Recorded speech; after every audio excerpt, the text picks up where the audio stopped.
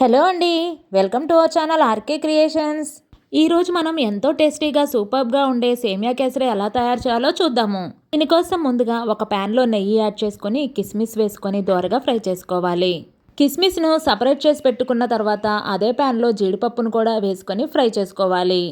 జీడిపప్పు ఫ్రై అయిన తర్వాత సపరేట్ చేసి పెట్టుకొని ఇప్పుడు అదే ప్యాన్లో 1 కప్పు సేమియాను కూడా వేసుకొని ఫ్రై చేసుకోవాలి. సేమియా ఫ్రై అయ్యేలోపు మరో స్టవ్ మీద వాటర్ పెట్టుకొని అందులో స్మాల్ ఇంచ్ ఫుడ్ కలర్ వేసుకొని బాయిల్ అయ్యే వరకు ఉంచి స్టవ్ ఆఫ్ చేసుకోవాలి. 1 కప్పు సేమియాకు 2 కప్పులు వాటర్ తీసుకుంటే సరిపోతుంది.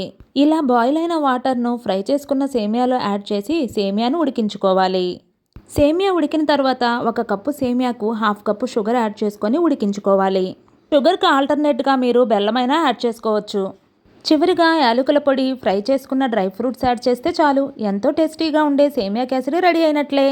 ఇలాంటి మరిన్ని వీడియోల కోసం మా ఛానల్ను సబ్స్క్రైబ్ చేసుకోండి.